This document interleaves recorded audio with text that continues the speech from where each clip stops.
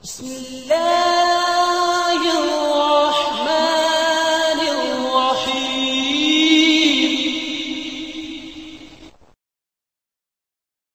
أعوذ بالله من الشيطان الرجيم بسم الله الرحمن الرحيم إن الذين قالوا ربنا الله الحمد لله ثم استقاموا نحمده ونستعينه ونستغفره ونعوذ بالله من شرور أنفسنا ومن سيئات أعمالنا من يهده الله فلا مضل له ومن يضلل فلا هادي له وأشهد أن لا إله إلا الله وحده لا شريك له وأشهد أن محمدا عبده ورسوله أما بعد فإن أصدق الحديث كتاب الله وأحسن الهدي هدي محمد صلى الله عليه وسلم وشر الأمور محدثاتها وكل محدثة بدعة وكل بدعة ضلالة وكل ضلالة في النار. அன்பிற்குரிய சகோதர சகோதரிகளே, அல்லாஹ்வின் மார்க்கத்தை தெளிவாக நாங்கள் விளங்கி அதன்படி நடந்து சொர்க்கம் செல்ல வேண்டும் என்ற ஒரே நோக்கத்திற்காக இந்த நிகழ்ச்சி ஏற்பாடு செய்யப்பட்டுள்ளது. சுவர்க்கத்திற்கு இந்த உம்மத்தில் 73 ஒரு சாரார்தான் சொர்க்கம் செல்வார்கள் என்பதை எனக்கு முந்திய அறிமுக உரை பேசியவர் சொன்னார். மற்ற 72 சாராரும் நரகம் செல்வார்கள். இதில் சுவர்க்கத்திற்கு அந்த செல்லக்கூடிய சாரார் அவர்கள் சொல்லக்கூடிய அதே வார்த்தையை இவர்களும் சொல்கிறார்கள், நாங்கள்தான் சொர்க்கவாதி என்று அந்த வழி தவறிய நரகத்திற்கு செல்லக்கூடிய 72 சாராரும் சொல்லுகிறார்கள். ஏனென்றால் எல்லோரும் அல்லாஹ் இருக்கிறான் நம்புகிறார்கள். முஹம்மது நபிகளாரை ரசூலுல்லா அல்லாஹ்வின் தூதர் என்று சொல்கிறார்கள். இந்த அடிப்படையில் ஒன்றுபட்டதால் அவர்களுடைய அந்த வார்த்தையின் பின்னணியில் நாங்களும் நேர்வழி பெற்றவர்கள், நாங்கள் தான் சொர்க்கம் செல்பவர்கள் சொல்வார்கள். இந்த வேளையில் உண்மையிலே நான் சொர்க்கவாதிதானா அது தெரியாது. ஆனால் சொர்க்கத்துக்கு செல்லக்கூடிய வழியில் தான் இருக்கிறேனா என்பதை தெரிந்து கொள்வது அவசியம். நான் சொர்க்கவாதியா நரகவாதியாங்கிற என் ரப்புக்கு மட்டும் தெரிஞ்ச விடயம். ஆனால் நான் செல்கின்ற பாதை சொர்க்க வழியா என்பதை நான் தெளிவாக தெரிந்து நடக்க வேண்டிய அவசியம்.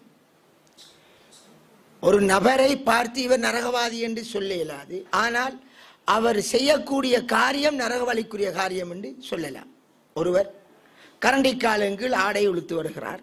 ரசூலுல்லாஹ் என்ன சொன்னார்கள்? மா அஸ்வல மினல் கஅபைனி ஃபஃபின்னார் அவ் கமா கால அலைஹிஸ்ஸலாம். கரண்டிக்கால்களுக்கு கீழே வந்தது அது நரகத்திலே என்று சொன்னார்கள். அப்ப அந்த காரியத்தை செய்பவர் நரகம் போவார். நீ நரகம் போவாய் என்று குறிப்பாக சொல்ல இயலாது. அல்லாஹ் சில நேரம் அவரை என்ன செய்யலாம்? மன்னிக்கலாம். அதே மாதிரி தான் நரக வழி சுவன வழி என்கிற வழியை நாங்கள் தெரிந்து கொள்ள வேண்டும். அப்போதுதான் நாங்கள் நேர் வழியில் நடக்கலாம். அல்லாஹ் தஆலா இந்த உலகத்திலே மனிதனை படைத்தான். மனிதனை சோதிப்பதற்காகவே இபிலிஸையும் படைத்தான். இங்கே நாம் குர்ஆனில் அல்லாஹ் எங்களுக்கு ஒரு பாடத்தை போட்டுகிறான். அந்த பாடம் என்ன? வழிகேடுகள் தோன்றுகிற விதம். முதலாவது வழிகேடு அல்லாஹ்வுடைய சாபம் அல்லது நரகலோகத்தை ஈட்டுத் தரக்கூடிய அந்த வழிகேடு தோங்கிய ஒரு விதத்தை சொல்கின்றான். என்னது? ஆதம் அலைஹிஸ்ஸலாத்தை படைத்தான். அவரை சங்கைப்படுத்துவதற்காக மலக்குமார்களுக்கு சுஜூது செய்யுமாறு கட்டளையிட்டான். அவர்களுடனேயே இபிலீஸும் இருந்தான். ஃபஸஜதல் மலாயிகத்து குல்லுஹும் அஜ்மஈன், எல்லா மலக்குமார்களும் சுஜூது செய்தார்கள் இபிலீஸை தவிர. அப்ப அல்லாஹ்வின் கட்டளை வருகிறது, சுஜூது செய். இபிலீஸ் சுஜூது செய்யவில்லை. அல்லாஹ் காரணம் கேட்கிறான், ஏன் நீ சிரம் தாழ்த்தவில்லை? நான் உமக்கு ஏவிய வேளையில் நீ ஏன் சிரம் தாழ்த்தவில்லை? அவன் சொன்னான், கைஃப அஸ்ஜுத் லிமன் ஹலக்தஹு மின் தீன், மண்ணால் நீ படைத்த ஒருவருக்கு நான் எப்படி சிரம் தாழ்த்துவது? ஹலக்தனி மின் நார், என்னை நீ நெருப்பால் படைத்தாய், நான் அவரை விட சிறந்தவன். அவனுடைய வாதம், நெருப்பால் நீ என்னை படைத்ததால் நான் சிறந்தவன், அவர் மண்ணால் படைக்கப்பட்டதால் அவர் தாழ்த்தப்பட்டவர் என்று அவன் ஒரு தராசிலே தன்னுடைய சிந்தனையிலே அல்லாஹ்வுடைய கட்டளையை வைத்து உரசி பார்த்தான். வழிகேடுகளின் தோற்றம் உருவாகிய முதல் கட்டம். அல்லாஹ் அவன் எஜமானன், அவன் கட்டளையிட்டால் எஜமானன் என்கிறதால் அந்த கட்டளைக்கு முன் எங்களுடைய சொந்த சிந்தனைக்கு எந்த வேலையும் கிடையாது. ஏவினான், நாங்கள் அடிமை, அடிபணிந்தோம். எங்களுடைய சிந்தனைக்கு நியாயமாக பட்டால்தான் அது அல்லாஹ்வின் கட்டளையாக இருக்கும் என்று நினைப்பதும் பிழை. எங்களின் சிந்தனைக்கு நியாயமாக படுவதைத்தான் அல்லாஹ் அடியானுக்கு கட்டளையாக இடுவான் என்று சொல்வதும் பிழை. எங்களுடைய சிந்தனைக்கு நியாயமாக படவில்லை என்பதற்காக அல்லாஹ்வின் கட்டளையை நிராகரிப்பதும் அதற்கு பகுத்தறிவாதம் பேசுவதும் பிழை. அல்லாஹ்வின் படைப்பினத்தில் ஏற்பட்ட முதலாவது பாவம் விளங்க வேண்டும். முதலாவது பாவம் என்ன? அல்லாஹ்வுடைய படைப்பினத்தில் ஏற்பட்ட பாவத்தில் முதலாவது பாவம், படைத்த ரப்பின் கட்டளையை தன் சொந்த புத்தியோடு உரசி பார்த்து அதை நிராகரித்தது.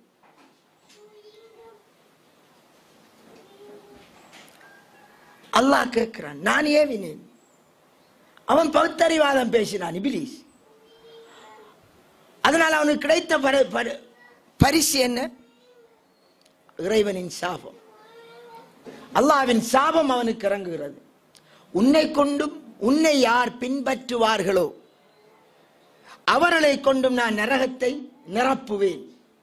நரகத்துக்கு சொந்தக்காரனம் ஆகிறான். இபிலீஸ் அல்லாஹ் இல்லை என்று சொன்னானா? அல்லாஹ்விற்கு சிறந்தாழ்த்த மாட்டேன் என்று சொன்னானா? இல்லை. அவன் எதை மறுத்தான்? தன் சிந்தனைக்கு சரியாக படவில்லை. எனவே இக்காலத்தில் யாரெல்லாம் தன் சிந்தனைக்கு படவில்லை என்று அல்லாஹ்வின் ஒரு கட்டளையை நிராகரிப்பார்களோ அவர்கள் அனைவரும் அந்த இபிலீஸின் கூட்டம். அல்லாஹ் நரகத்தை நிரப்புகின்றவர்களின் கூட்டம். முதல் பாவம். இரண்டாவது, சேம்பிளுக்காக சொல்கிறேன், இரண்டாவது அல்லாஹ்வுடைய படைப்பினத்தில் ஏற்பட்ட பாவம் என்ன? அதுவும் பகுத்தறிவாதம். அல்லாஹ் ஆதம் அலைஹிஸ்ஸலாத்தை சொர்க்கத்தில் அமர வைத்தான், அவரோடு அவருடைய மனைவி. அவர்கள் இருவருக்கும் சொன்னார், நீங்கள் இருவரும் என்ன செய்யுங்கள்? உண்ணுங்கள், பருகுங்கள், சந்தோஷமாக சாப்பிடுங்கள். ஒலா தக்ரபா ஹாதிஹி ஷஜரா, இந்த மரத்தை நீங்கள் நெருங்க வேண்டாம். ஃபதகூனா மினல் ஸாலிமீன், அநியாயக்காரர்களா நீங்கள் ஆகிவிடுவீர்கள். அப்படி மரத்தை நெருங்கினால் நீங்கள் அநியாயக்காரர்கள். அல்லாஹ்வின் கட்டளை என்பது புத்திக்கு படக்கூடிய ஒன்றில் தான் பெறணும் என்கிறது அவசியம் கிடையாது. சுவர்க்கம் என்றாலே அனுமதிக்கப்பட்ட இடம், அனுபவிப்பதற்கு. அங்கே தடையே கிடையாது, அனுபவிப்பதற்குரிய இடம். சோதிப்பதற்காக அல்லாஹ் விரும்பியதை ஏவுவான், விரும்பியதை தடுப்பான். அது அவனின் விருப்பம். அதில் எங்களுடைய சொந்த புத்திக்கு இடம் கிடையாது. சொந்த புத்தியை பாவித்து அல்லாஹ்வின் கட்டளையிலிருந்து தூரமாக சபிக்கப்பட்ட அந்த இபிலீஸ் அல்லாஹ்விடம் அன்று ஒரு சபதம் எடுத்தான், அன்லிர்னி இலா யௌமி யுபஅஸூன், இவர்கள் எழுப்பப்படுகின்ற நாள் வரை எனக்கு தவணை கொடு என்று அல்லாஹ்விடம் கேட்டான். அல்லாஹ் என்ன சொன்னான்? உனக்கு தவணை தந்தாச்சு, நான் உனது அடியார்களை கெடுப்பேன், வழி கெடுப்பேன் என்றான். அன்று அல்லாஹ் சொன்ன, எனது உண்மையான நல்ல அடியார்களை உன்னால் கெடுக்க முடியாது என்பதை அங்கே சுட்டி காட்டினான். இப்போது இபிலீஸ் சந்தர்ப்பம் பார்த்திருந்தான். நரகவாதியானவன் நான் மட்டும் நரகம் போவதா? இல்லை, உன்னுடைய அடியார்களையும் சேர்த்து நான் அள்ளிக்கு போவேன். அதற்கு அவன் முதலாவது பாவித்தது என்ன? அல்லாஹ்வின் கட்டளைக்கு முன் தன் சொந்த புத்தியை கொண்டு அக்கட்டளையை நெருங்குகின்ற விதம். அதுதான் படைப்பினத்தில் இரண்டாவது பாவம். இப்லீஸ் ஆதம் அலைஹிஸ்ஸலாத்திற்கு சொர்க்கத்தில் இருக்கக்கூடிய அந்த அலைஹிஸ்ஸலாம் அவருக்கு ஊசலாட்டத்தை ஏற்படுத்தினான். என்னது ஊசலாட்டம்? உங்களை அல்லாஹ் ஏன் சாப்பிட வேண்டாம், இந்த மரத்தின் கனியை ஏன் சாப்பிட வேண்டாம் என்று சொன்னது, ஏன் நெருங்க வேண்டாம் என்று சொன்னது தெரியுமா?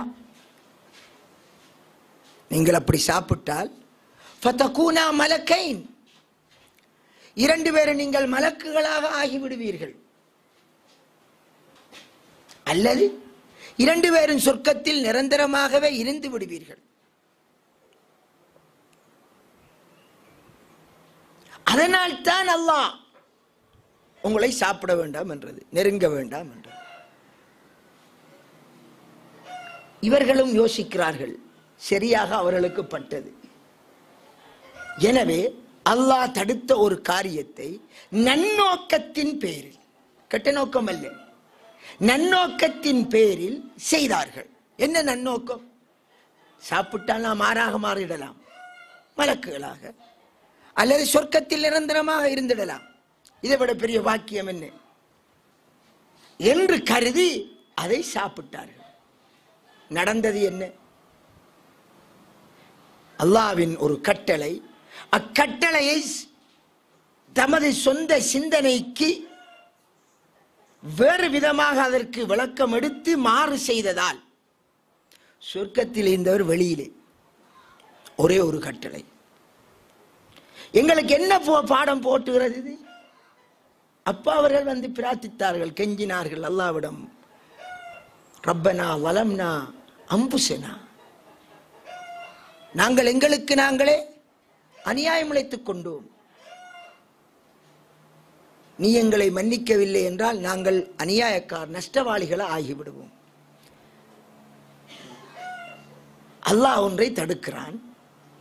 ஒரு இவ்வளவு மரம் இருக்க ஒரு மரத்தில் மட்டும் சாப்பிட வேண்டாம் என்பதால் இது என்ன பிரயோசனம்? அல்லாஹ் எப்படியும் சோதிப்பான். அவன் சோதிக்கின்ற விதம் என்பது புத்திக்கு அப்பாற்பட்ட விதம். நான் எஜமானன், என்னிடம் யாருமே கேட்க இயலாது. நான் விரும்பி நான் படைத்தேன், நான் விரும்பிய கோலத்தில் உன்னை படைத்தேன். உனது கட்டளை உனது கடமை என்ன? நான் சொல்வதை செய்வது. அறப்படுத்த கேள்வி கேட்பதல்ல, குதர்க்கம் பேசுவதல்ல.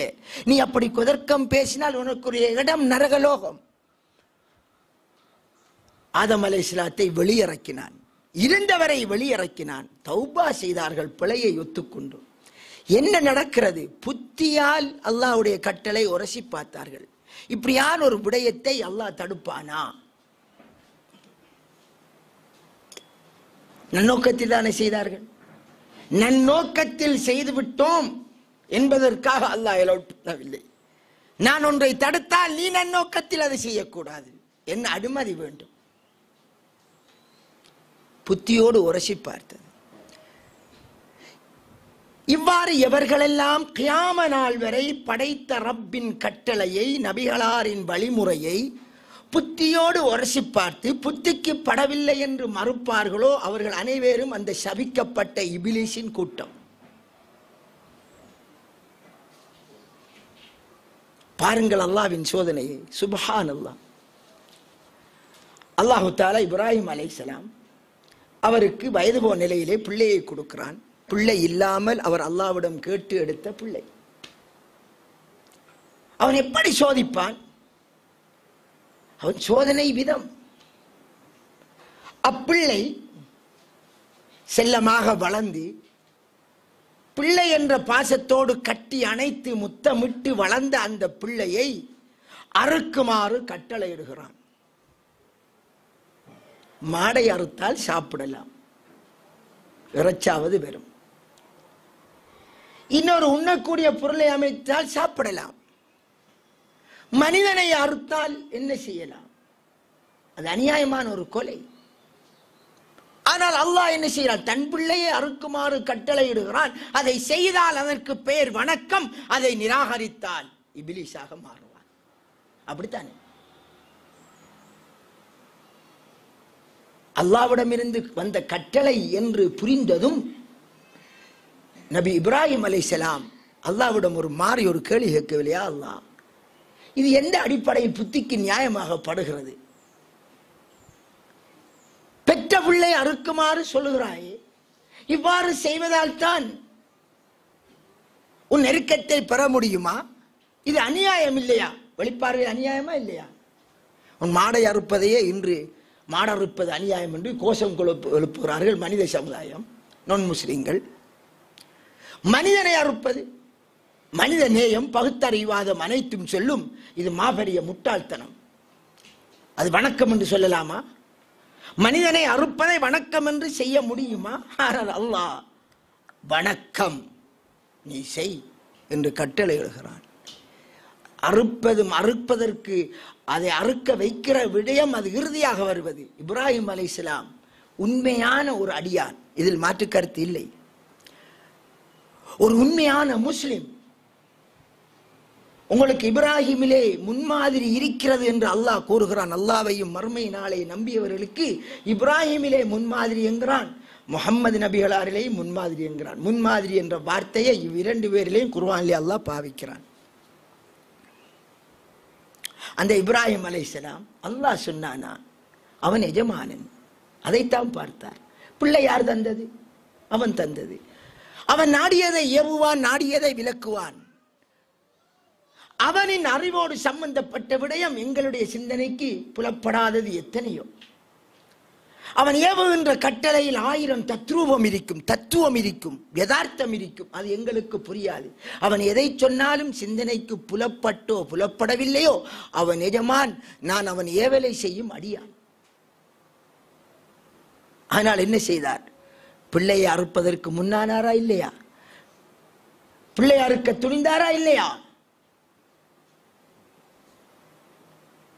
நீ எனக்கு அடிமை என்பதை நிரூபித்து விட்டாய். அதற்கு பதிலாக அல்லாஹ் என்ன செய்தான்? ஆட்டை அறுக்க வைத்தான். இந்த கட்டளையிலே மறைந்திருப்பது என்ன? அல்லாஹ் ஒன்றை ஏவுவான், ஒன்றை விலக்குவான்.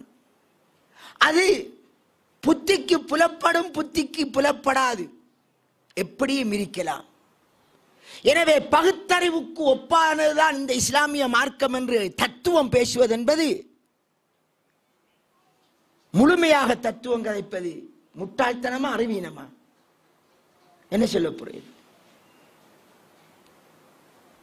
அதில் எல்லா விடயத்தையும் அப்படி சொல்லக்கூடாது. அது பிழையான வாதம். படைத்தவன் ஒன்றை சொன்னால் அதை நான் அடிமை என்று செய்வதுதான் இந்த மார்க்கம். பகுத்தறிவாதம் பேசினால் பச்சை பிள்ளையாகிவிடும். நீங்கள் தயமம் செய்கிறீர்கள். எதற்காக செய்கிறீர்கள்? தயமம் சுத்தத்துக்காக செய்கிறீர்கள்.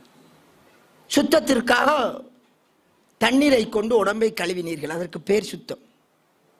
தண்ணீர் இல்லை, அப்போது சுத்தத்திற்காக புழுதியை கொண்டு உடம்பிலே திராவுறீர்கள். இதற்கு லொஜிக்கலா பகுத்தறிவு என்ன பேர்? மார்க்கத்தை தள்ளி வைத்தால் புத்தி ரீதியா அதுக்கு பேர் சுத்தமா அசுத்தமா? என்ன? அசுத்தம். புழுதி பட்டால் கழுவினால் சுத்தம், புழுதியை தேய்த்தால் அசுத்தம். ஆனால் இஸ்லாம் கூறிய பேர் அதற்கு சுத்தம். இது என்ன? அல்லாஹ் புத்திக்கு படாதை சொல்லுவானா? என்ன கேள்வி இது? அவன் 1000. நீ யார்? நீ அல்லாஹ்விடம் கேள்வி கேட்க நீ யார்? உனக்கு அருகதை கிடையாது.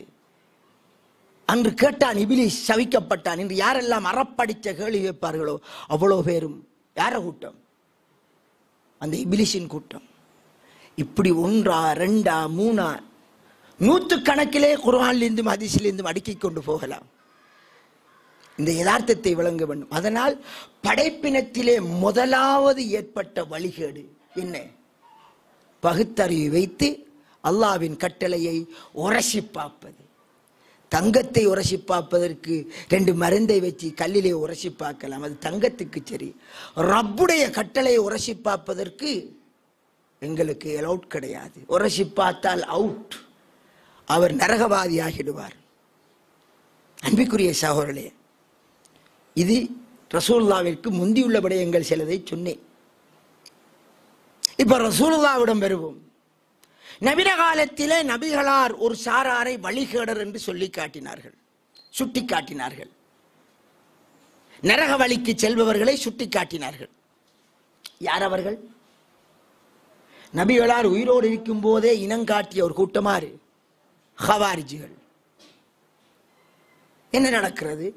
ரசூலுல்லாஹ் அவரிடத்தில் வந்த யுத்த பொருள்களை குறிப்பிட்ட ஒரு 4 பேருக்கு பங்கு வைத்தார்கள். சில அறிவிப்புகளில் சிலருக்கு கூடுதலாக வருகிறது, மற்றவர்கள் எல்லாரும் பார்த்துக்கிறார்கள். அபதுல் ஹுவைஸ்ரா என்கிற அவர் ஒரு நபித்தோழர் தான். அவர் பார்க்கிறார், நபிகளார் ஸல்லல்லாஹு அலைஹி வஸல்லம் செய்கிறது அநியாயமாக தெரிகிறது. என்ன, எல்லோருக்கும் உரிய சொத்து இது, இதென்ன இவர் 4 பேருக்கு மட்டும் பங்கு வைக்கார்? இப்படித்தானே விளங்குவோம். இன்றைக்கு நிர்வாகத்தில் அப்படி ஒன்று நடந்தால் நடக்கும். உங்களுக்கு பொதுவாக டொனேஷன் ஒன்று வந்து நீங்கள் 4 பேருக்கு மட்டும் கொடுத்தா எவ்வளவு பிறலி கிளம்பும். அன்றைக்கே 2 குரூப் உருவாயிரும். வாங்கினவன் ஒரு பக்கம், வாங்காதவன் மறுபக்கம். இவன் என்ன மடையனை கொண்டு தலைவராக வச்சிருக்கேன்னு சொல்லி அதோட சரி அவுட். அது நமக்கு சரி, ஏன் நம்மளை நியாயமாக நடக்க சொல்லி. நம்மளுக்கு இஸ்லாத்தின் அடிப்படை நியாயத்தை சொல்ல வந்தவர் யார்? அல்லாஹ்வின் தூதர். அல்லாஹ்வின் தூதர் ஒன்றை சொன்னால் செய்தால் எங்கள் சிந்தனைக்கு நியாயமாக பட்டோ படவில்லையோ அதை நியாயம் என்று அங்கீகரிப்பதுதான் இஸ்லாத்தின் அடிப்படை. யார் அதை அங்கீகரிக்கவில்லையோ அவர் வழிகேடர். ஆதாரம் பாருங்கள். வெட்ட வெளிச்சத்தில் 4 பேருக்கு பங்கு வைத்தால் மற்ற எல்லோரும் பார்த்து கொண்டிருக்கிறார்கள். அப்ப அவர் சொன்னார், யஅதில் யா முஹம்மத் என்றார். முஹம்மதே, சரியாக பங்கு வையுங்கள், நியாயமாக பங்கு வையுங்கள். புத்திக்கு பார்த்தால் சரியாத்தான் இருக்கிற ஒரு கூற்று. அப்ப அவரோட ஒரு சமூகம் பிரிஞ்சிருக்கணுமா இல்லையா? ஒரு குரூப் சேர்ந்திருக்கணுமா இல்லையா? அங்கே உமர் இருந்தார், அலி அல்லாஹ், அபூ உபைதா மற்றுமுள்ள சஹாபாக்கள் இருந்தார்கள். அந்த சஹாபாக்கள் விளங்கினார்கள், ரசூலுல்லாஹ் செய்தால் எங்களின் வெளிப்படையான பார்வைக்கு சிந்தனைக்கு நியாயமாக இல்லாவிட்டாலும் அதில் என்ன இருக்கும்? ஒரு நியாயம் இருக்கும். அதனால வாய்மூடி இருந்தார்கள். இவர் நேரமா பங்கு வைங்கின்றார். அப்ப இருந்த சஹாபி, ஒரு அறிவிப்பில் உமர் அலி அல்லாஹ், மற்றொரு அறிவிப்பில் மற்றொரு சஹாபி, விடுங்கள் அவரை வெட்டுகிறேன் என்று முன்னாகிறார். அல்லாஹ்வின் தூதர் ஒன்றை செய்தால் நியாயம் அநியாயம் பேசுகிறாய். ரசூலுல்லாஹ் என்ன சொன்னார்கள்? அவரை விடுங்கள். இவருடைய சந்ததியிலே தோன்றுவார்கள் ஒரு சாரார், தஹ்கிரூன ஸலாத்தக்கும் ஸலாத்திஹிம், உங்களின் தொழுகையை அவர்களுடைய தொழுகையோடு சிறுசாக கருதுவீர்கள். ஒப்பிட்டு பார்த்தால் உங்களோட தொழுகை ரொம்ப சிம்பிளா இருக்கும். இவரின் பின்னணியில் தோன்றுற அந்த அளவுக்கு தொழுவார்கள், அந்த மாதிரி நோன்பு பிடிப்பார்கள். உங்களுடைய நோன்பு ரொம்ப சிம்பிளா இருக்கும், பெரிய வணக்கவாளிகளாக இருப்பார்கள். ஆனால் அவர்கள் மார்க்கத்தை விட்டும் வேகமாக ஈயப்பட்ட அம்பு ஒரு பிராணியிலே அதை பத்துக்கொண்டு வெளியிறங்கினால் வேகம் கூடுதலாக இருந்தால் ரத்தம் கூட படாமல் வந்துடும். அந்த அளவு வேகமா வந்தால் வார வேகத்தில் அந்த மாதிரி என்ன செய்வார்கள்? வெளியிறங்கிற மார்க்கத்தை விட்டு. ஆனா மார்க்கம் என்று சொல்லி இருப்பார்கள். ஆனா அவங்க இதில் இல்லை, மார்க்கத்தில் இல்லை. தொழுவார்களாம், நோன்பு பிடிப்பார்களாம், அவங்க பேசுறது தௌஹீதா தான் இருக்கும். ஏன்னா அந்த காலத்தில் என்ன இருக்கல, சிறுக்கு வந்துட்டா கிடையாது. அவங்க பேசிய தௌஹீத் தான். பாவமே செய்ய மாட்டார்கள். அந்த ஹவாரிஜிகள் பாவமே செய்யவில்லை. அந்த அளவுக்கு பாவம் செஞ்சவனை காவிராக்கிடுவாங்க. இப்படி இருந்தார்கள். என்ன புத்திக்கு படவில்லை என்று நியாயம் கற்பித்தார்கள். புத்தியை கொண்டு உரசி பார்த்தார் அல்லாஹ்வின் கட்டளையில். அதனால் அவரின் பின்னணியில் உருவாகின்ற சமுதாயம், ரசூலுல்லாஹ் சொன்னார்கள், நான் இருந்தால், அந்த நேரம் நான் இருந்தால்,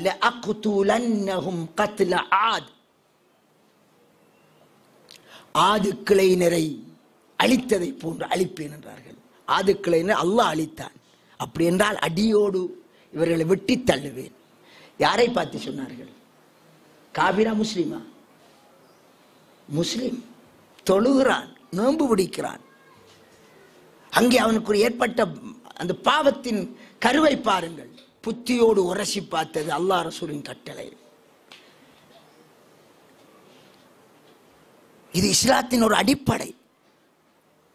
அதை நாங்கள் விளங்க வேண்டும். இன்று விளங்காததால் எத்தனையோ தௌஹீத் பேசுகிறவர்கள் அல்லாஹ்வின் கட்டளை, ரசூலுல்லாஹ்வின் வழிமுறையை சொந்த சிந்தனையோடு உரசி பார்த்து இதை ரசூலுல்லாஹ் சொல்லிக்க மாட்டார், ரசூலுல்லாஹ் சொல்லிக்க மாட்டார், ரசூலுல்லாஹ் சொல்லிக்க மாட்டார், இப்படி ஒன்றை மார்க்கமாக்க இயலுமா?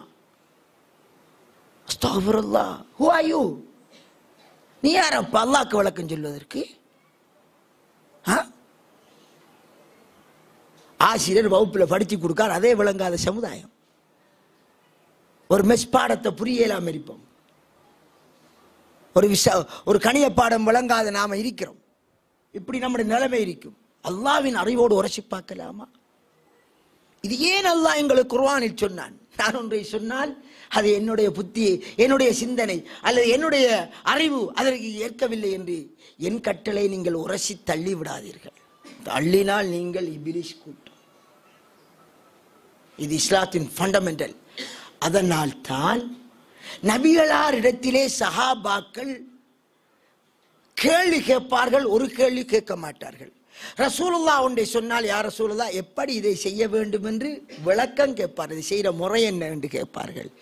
ஏன் செய்ய வேண்டும் என்று கேள்வி ஒருபோதும் கேட்ட வரலாறு கிடையாது. அப்படி ஏன் என்று ஒரு ஆண்டு கேட்டிருந்தால் அவன் ஃபித்னா காரணமாகத்தான் என்று கருதப்பட்டான்.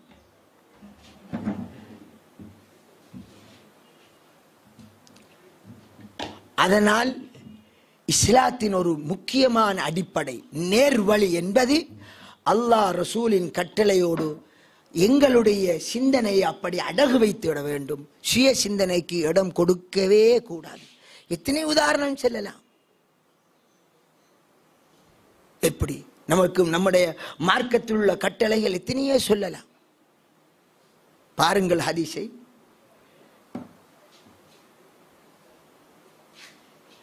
உங்களில் ஒருவர் விழித்தெழும்பினால் அவர் 3 தரம் தனது கையை கழுவிக்கொள்ளட்டும். ஏனென்றால் அவருடைய கை எங்கே இரவில் தங்கியது என்பது அவருக்கு தெரியாது. இது ஒரு ஹதீஸ், புகாரில் வரக்கூடிய ஹதீஸ், சஹீஹான ஹதீஸ். கிதாபை நான் மாற்றி சொல்லியிருந்தாலும் ஹதீஸ் சஹீஹானது.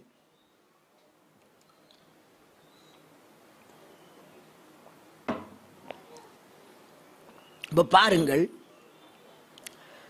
தூங்கி எழும்பியதும் 3 தரம் கையை கழுவ சொல்றார்கள் ரசூலுல்லாஹ். ஒன்று செய்யறதுக்கு, பாத்திரத்துக்கு, கையை ஓட்டுறதுக்கு முந்தைய எத்தனை தரம் கழுவணும்? கையை 3 தரம் கழுவணும். ரீசன், உடைய கை எங்கே தங்கியது என்பது தெரியாது. உண்மையிலே ஒருவன் சுய நினைவோடு தான் சிறுநீரை தொட்டு விட்டான் என்று வைப்போம். எத்தனை தரம் கழுவணும் அந்த நஜிசை போக்குறதுக்கு? சிறுநீரை தொட்டா 3 தரம், 1 தரமா? 1 தரம் கழுவினால் சுத்தம்.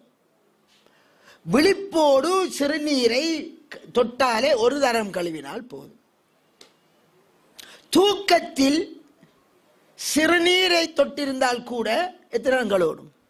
நஜிஸ் என்று தெரிஞ்சா 1 தரம் கழுவணும். ஆனால் ரசூலுல்லாஹ் எத்தனை தரம் கழுவ சொல்லாங்க? 3 தரம். அதுவும் சிறுநீரை தொட்டான் என்று கன்ஃபார்மா இல்லை. எங்கே இராத்தரித்தது கை? சில நேரம் அவனுடைய மர்ம உறுப்பில் இரவு கை பட்டிருக்கலாம். பட்டால் விழிப்போடு மர்ம உறுப்பில் கையை வைத்தா கழுவணுமா 3 தரம்? சரி, 1 தரம் கழுவணுமா?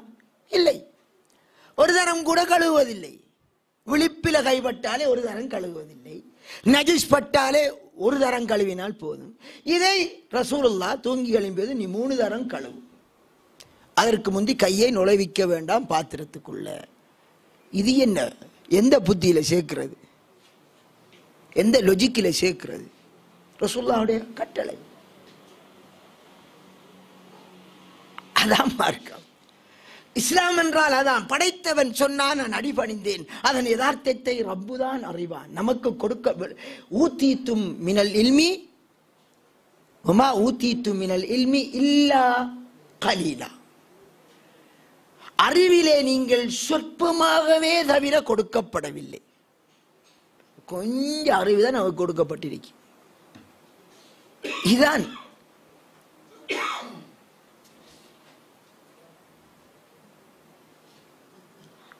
அல்லாஹ்வின் கட்டளை. ஹில்ர் அலைஹிஸ்ஸலாத்துடைய வரலாறு குர்ஆனிலே வருகிறது. ஹில்ர் அலைஹிஸ்ஸலாத்துடைய வரலாறு நமக்கு தெரியும். நான் பெரிய அறிவாளி என்ற நினைப்பிலே மூசா அலைஹிஸ்ஸலாம் ஒரு வார்த்தையை சொல்லிவிட்டார். அல்லாஹ் தஆலா ஹில்ர் அலைஹிஸ்ஸலாத்திடம் அவரை அனுப்புகிறான். 2 பேரும் பிரயாணம் போனார்கள். நீண்ட வரலாறு. 3 காரியத்தை செய்கிறார். அந்த 3 காரியத்திலும் மூசா அலைஹிஸ்ஸலாம் குறுக்கிடுகிறார்.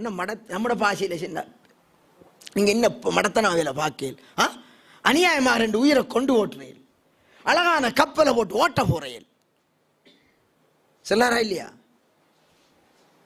இவர் ஒவ்வொன்றும் குறுக்கால கேள்வி கேட்கார். பாயப்புத்தனும் இதுக்கு போற பேசினா என்னோட வரப்போடாது. நான் இது நேரடி மொழிபெயர்ப்பு செல்ல நம்மளோட பாசையில சொல்லுன்னா நம்ம கதைக்கிறோம்னா அப்படித்தான் கதைப்போம். இது போறவே என்னோட வரப்போடாது. சரி என்று போனார். பிறகு காரணத்தை சொல்லார். இதெல்லாம் நான் எந்த சொந்த விருப்பப்படி என்ன செய்யல சொல்லல, என் ரப்பினுடைய கட்டளைப்படிதான் நான் இதை செய்தேன். வெளிப்படையில ஒரு அழகான கப்பல் ஓட்டர் போடப்படுகிறது. பிழை. காரணத்தை சொன்ன போதுதான் அங்கே கப்பலை அநியாயமா அரசன் சுவீகரிக்கிறான். நல்ல கப்பலை, அதனால இது டேமேஜ் கப்பல் என்று காட்டுறதுக்காக நான் செஞ்சேன். அல்லாஹ் காரண காரியங்களை வெளிப்படுத்துவான், வெளிப்படுத்தாமல் இருப்பான். அது நம்முடைய கடமை அல்ல. மொத்தத்தில் அன்பிற்குரிய சகோதரர்களே, இஸ்லாத்திலே மிக முக்கியமான ஒரு விடயம் இஸ்லாமிய நம்பிக்கை. அந்த நம்பிக்கையிலே மிக முக்கியமானது கலா கதிர். கதிர் என்று சொல்லும் விதியை நம்புவது. அந்த விதியை நம்புவது என்பதே பகுத்தறிவுக்கு மாற்றமானது. மனித ஜின்னை கொண்டே நான் நரகத்தை நிரப்புவேன் என்று சொல்லுகிறான். நல்லதும் கெட்டதும் அல்லாஹ்வின் விதிப்படியே நடக்கிறது. அதை அவனே சொல்லுகிறான். அல்லாஹ்வின் நாட்டம் இருந்தால்தான் ஒருவர் நலவும் செய்ய முடியும், கெடுதியும் செய்ய முடியும். யாரெல்லாம் சொர்க்கவாதியோ அவர்களின் பேர் லிஸ்ட் இதோ, யாரெல்லாம் நரகவாதியோ இதோ, எல்லாம் ரசூலுல்லாஹ் சொல்லிவிட்டார்கள். எல்லாமே இருக்கிறது. அப்ப சாபாக்கள் கேட்டார்கள், நரகவாதி சொர்க்கவாதிங்கிற விடைய முடிவாகி விட்டால் நாங்கள் ஏன் அமல் செய்ய என்று கேட்டார்கள். கேட்டாங்களா இல்லையா? ஹதீஸ் يعملوا فكل ميسر لما خلق له. செய்யுங்கள், எதற்கு ஒவ்வொருவரும் படைக்கப்பட்டாரோ அதற்கு செயற்படுவது அவனுக்கு இலகுபடுத்தப்படும் என்றார்கள். நான் சொர்க்கவாதி என்று எழுதப்பட்டிருந்தால் சுவனவாதிக்குரிய அமல் செய்வது எனக்கு இலகுவாயிருக்கும். நான் நரகவாதி என்று எழுதப்பட்டிருந்தால் நரகத்தின் அமல் எனக்கு இலகுவாயிருக்கும். எழுதியவன் யார்? நாளை நான் என்ன செய்வேன் என்ற ரப்புக்கு தெரியுமா இல்லையா? நாளைக்கு நான் என்ன செய்வேன்? ஒருவன் இன்று நல்லா இருக்கான், நாளைக்கு குடிக்கான்.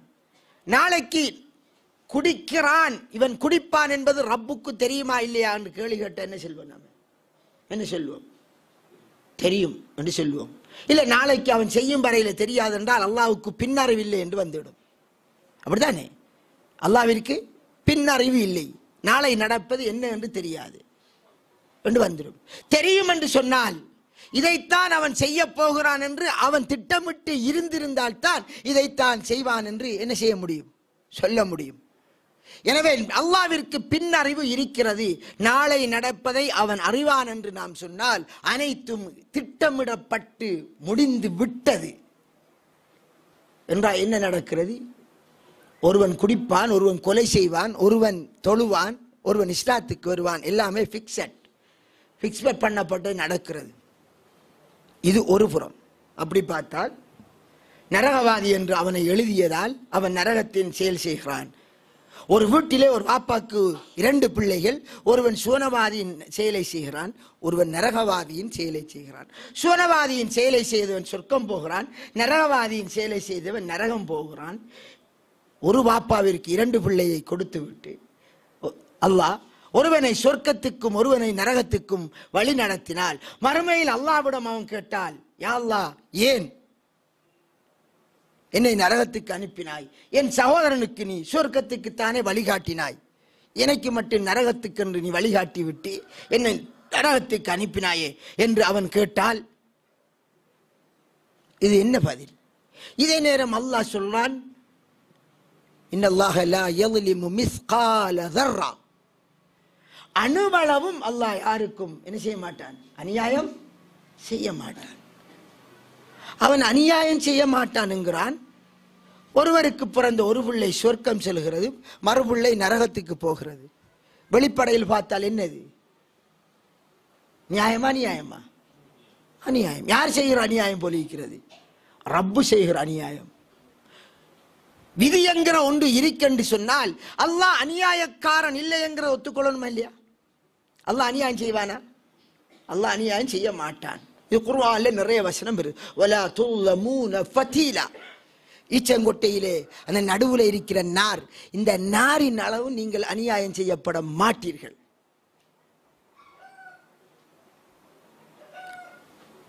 அணுவளவும் அநியாயம் செய்ய மாட்டீர்கள் என்கிறான். அப்ப அல்லாஹ் அநியாயக்காரன் இல்லை என்பது ஒரு சைட், நம்ப வேண்டும். அதே நேரம் இங்கே விதியை வைத்து அல்லாஹ் ஒருவனை சொர்க்கவாதி என்று நரகவாதி என்று எழுதியதால் அவன் நரகத்துக்கு போறான், அவன் சொர்க்கத்துக்கு போறான். அந்த அடியானுடைய பார்வையில் என்னோடு கூட பிறந்தவனை நீ சொர்க்கத்துக்கு அனுப்பிவிட்டு சுவனாமல் செய்ய வழிகாட்டி விட்டு எனக்கு நீ நல்லது செய்வதற்கு நீ அருள் புரியவில்லை தானே, அதனால் தானே நான் இவ்வாறு செய்தேன் என்று அவன் கேட்டால் இது அநியாயம் என்று வராதா? ஒன்று கொண்டு முரண்படுதா இல்லையா? குர்ஆனோடு குர்ஆன் மோதுதா இல்லையா? இப்ப ஒரு மூமின் எப்படி நம்பணும்? அவடத்த மூமின் என்ன செய்கிறான்? இல்லை, இதனுடைய ரகசியம் நமக்கு புலப்படாது, நமக்கு இதனுடைய ரகசியம் புலப்படாது, சிந்தனைக்கு அப்பால் என்று சரணடைகிறோமா இல்லையா? இதுதான் இஸ்லாமிய நம்பிக்கை. சிந்தனைக்கு அப்பால் உள்ளதுதான் மார்க்கம். சிலதிலே அல்லாஹ் காரண காரியத்தை சொல்லி இருப்பான், சிலதிலே சொல்லாமல் இருப்பான். அவன் காரண காரியத்தை சொல்லி இருந்தால் அக்காரண காரியத்தை நாங்கள் ஏற்றுக்கொள்வது, காரண காரியத்தை சொல்லவில்லை என்றால் அதை பற்றி நாங்கள் என்ன செய்வதில்லை, நாங்களாக காரண காரியத்தை உருவாக்க கூடாது. எனவே சகோதரர்களே, இஸ்லாத்தில் உள்ள ஒரு அடிப்படை நம்பிக்கையை நாங்கள் புரிந்து கொள்ள வேண்டும். சிலர் சொல்வார்கள், தாடி அழகா இருக்கிறதுக்கு தான் ரசூலுல்லாஹி ஸல்லல்லாஹு அலைஹி வஸல்லம் தாடி வைக்க சொன்னார்கள். அப்ப நீங்க அழகா வைங்க பாருங்கள். மம்ம இப்படி சொன்னால் எவ்வளத்த ரசூலுல்லாஹி சொன்னார்கள்? அழகா இருக்கிறதுக்கு தாடி வைக்க சொன்னார்கள். எவ்வளத்தையும் இருக்க நீங்க பக்கெட்டால போடுறது, தாடியை நீளமாக வளருங்கள் என்றார்கள். அப்ப தாடி இருக்கிறது அழகுக்குத்தான் என்றால் சொர்க்கத்தில் நமக்கு ஒருத்தருக்கும் தாடி இல்லை, பொம்பளைக்கும் இல்லை, நமக்கும் இல்லை. சொர்க்கத்தில் நாம் எப்படி இருப்போம்? அழகா அழகு குறையா? நாம் எல்லோரும் அழகுகளாக இருப்போம். அங்க தாடி இல்லை, தாடி இல்லாமல் இருப்பது அழகு. ஆனா உலகத்தில் தாடியை வைக்க சொன்னால் எதுக்கு? சோதனை. மீசையை எடுங்கள் என்றான் அல்லாஹ், எங்களுக்கு வழிகாட்டுறான். மீசையை எடுப்பது, இந்த முடி, இந்த முடி, இந்த ரெண்டையும் விடுங்கள். இதோ ஒரு முடி, இதோ ஒரு முடி. இந்த முடி வளருதா? நீ நினைச்சாலும் வளருமாமா? இது வளர்க்கறதுக்கு தீனி ஓடுங்க, வளருமா? வளராது. கண்புருவ முடி வளருமா? வளராது. இதே உடம்புல எடுத்த முளைக்கிறதான இது வளருதா? வளரலையா? வளருது. இது வளருது. இது வளர மாதிரி, இது வளர மாதிரி, இது வளர்ந்தா எப்படி இருக்கும்? நம்மளால சரி பண்ணிக்க முடியுமா? இந்த கண்புருவ முடி, இந்த இது இமை, அது வளர்ந்த நாம கட் பண்ணுவோமா? சரியா? எங்களால் என்ன செய்யலாது, சரியா கட் பண்ண இயலாது. கிடந்த தூசியெல்லாம் முழு போய் கண் டேமேஜ் ஆயிரும். அப்ப சுப்ஹானல்லாஹ், அந்த ரப்பு தபாரக் வ தஆலா இதை வளரச் செய்த, வளராமல் ஆக்கியவனுக்கு இதை ஏன் வளராம ஆக்க இயலாது? கஷ்டமா? ஆம்பளை பெருசா முடி மீச வைக்கலாமா இல்லையா? பெருசா வைக்கலாமா? வைக்க இயலாது. சின்னதா வைக்கணும், கட் பண்ணணும். தாடிய பெருசா வைக்கணும். ஏன் இப்படி செய்தான்? சோதனை. ரசூலுல்லாஹ் என்ன சொன்னார்கள்? மல்லம் யஹுத் மின் ஷாரிபிஹி ஃபலைஸ மின்னா. யார் மீசையை எடுக்கவில்லையோ அவன் என்னை சார்ந்தவன் அல்ல. மீசையை எடுக்காதவன் என்னை சார்ந்தவன் அல்ல. இதை வளர வைத்து விட்டு எடுங்கள் என்கிறான். இதை வளராமல் ஆக்கிவிட்டு அதை நீ எடுக்க போனால் உன் கோலம் குறைந்து விடும், டோன்ட் டச், அது உனக்கு வேலை கிடையாது. அதனால் அல்லாஹ் வளராமல் ஆக்கிய ஒன்றிலே பொம்பளைகள் கை வைத்தால் அவள் என்ன செய்கிறாள்? சபிக்கப்படுகிறாள். நானே அதை அழகா படைச்சிருக்கிறேன், அதை போய் கை வைக்க எனக்கு தெரியாமல் வைத்து அதை அப்படியே உருவத்துக்கு நீங்களே அழகுபடுத்திக் கொள்ளுண்டு. எனவே என் படைப்பு அது, நீ அதில் கை வைக்கப்பட. நான் திட்டமிட்டு படைச்சிருக்கிறேன், எல்லாத்தையும் நான் தத்ரூபமா படைச்சிருக்கிறேன். உண்ட புத்திக்குரிய படைப்பல்ல, நீ சிந்தித்தால் அதற்குள் 1000 ரகசியம் இருக்கும். ஆனால் இதில் நீ கை வைக்காத என்றான். ஆனால் நம்முடைய பொம்பளை செய்து கை வைக்குது. ஆனால் ரசூலுல்லாஹ் அன்று சபித்தார்கள். யாரு? நாமிசா. புருவ முடியிலே கை வைத்து அதை அழகுபடுத்தவளை அல்லாஹ் என்ன செய்கிறான்? சபிக்கிறான். மீசை முடியிலே கை வைத்து எடுக்காதவன் அவன் நபியை சார்ந்தவன் அல்ல. இது அல்லாஹ்வுடைய சோதனையை பாருங்கள். ஒரு முடியிலே சோதிக்கிறான். இதுதான் ரப்பு. புத்திக்கு உட்பட்ட மார்க்கம் என்று முட்டாள்தனமான வாதம் அது. படைத்த ரப்பினுடைய செயல்களை புரியாத சிறுபிள்ளைத்தனமான வாதம். சுப்ஹானல்லாஹில் அஸீம். ஆனா அன்பிற்குரிய சகோதரர்களே, மார்க்கத்திலே முதல் இந்த அடிப்படையை விளங்க வேண்டும். ஏனென்றால் இன்று தௌஹீத், குர்ஆன், சுன்னா என்று பேசியவர்கள் பகுத்தறிவாதம் பேசி பேசிய நாசமாய் போகிறார்கள். இஸ்லாத்தினுடைய தத்துவத்தை விளங்காமல் இஸ்லாமிய வரலாற்றிலே முதலாவது பகுத்தறிவு பேசிய இந்த ஹவார்ஜிகள், அடுத்தது முஅ்தஸிலாக்கள் யோசித்து பார்த்தார்கள். அல்லாஹ் மூசாவோடு பேசினான். அல்லாஹ் இப்ராஹிமை கலீலாக எடுத்துக்கொண்டான். அல்லாஹ் இப்ராஹிமை கலீலாக எடுத்துக்கொண்டான். அல்லாஹ்வுக்கு ஒரு நண்பனா? கலீல் என்றால் நண்பன், நேசன். அல்லாஹ் எவ்விதமான தேவையற்றவன். அல்லாஹ் மூசாவோடு பேசினானா? மூசா அலைஹிஸ்ஸலாம் அல்லாஹ்வுடைய பேச்சை கேட்டாராம். அல்லாஹ்வுடைய பேச்சை இந்த உலகத்தில் ஒரு அடியான் கேட்பதா? காண்ட், அன்பிலீவபிள் என்று சொல்வார்கள். அறவே நம்ப முடியாத காரியம். படைத்த ரப்பு தேவையற்றவன், அவனுக்கு ஒரு நண்பனா? ஆனால் ஜஅத் இப்னு திர்ஹம், அவனுடைய பேர் என்ன? ஜஅத் இப்னு திர்ஹம். சரி வராது. ஆனால் இந்த விடயம் அது அப்படி அல்ல என்று அல்லாஹ் தெளிவாக சொன்ன விடயத்தை அவன் மறுத்தான். அந்த வசனம் இல்லை என்று சொல்லவில்லை, குர்ஆன் தான். ஆனால் அதில் கருத்தை நீங்கள் அப்படி வழங்கக்கூடாது என்று புத்திக்கு ஏற்ப அல்லாஹ் சொன்ன விடயத்தை அவன் எடுத்தான். அதிலிருந்து தோற்றம் பெற்றதுதான் யாரு? முஅ்தஸிலாக்கள், பகுத்தறிவாதிகள் என்று சொல்வோம். நான் இப்போது பேசினேன் கதரை பற்றி, விதியை பற்றி. நல்லது செய்யறாலும் அல்லாஹ்வுடைய நாட்டம், கெட்டது செய்யறா அல்லாஹ்வுடைய நாட்டம் என்று சொல்லும் போது முரண்படுகிறது என்று சொன்னேன். அதனால் பார்த்தார்கள் ஒரு சாரார், இந்த ஜெகதோடு சேர்ந்தவர்கள், இது எப்படி சாத்தியம்? அல்லாஹ் அநியாயம் செய்ய மாட்டானே. அப்ப கெடுதியை செய்வதற்கு நாடிவிட்டு அவனை நரகவாதி என்று எழுதியதால் அவன் பாவம் செய்தான் என்றால் இது அநியாயம்.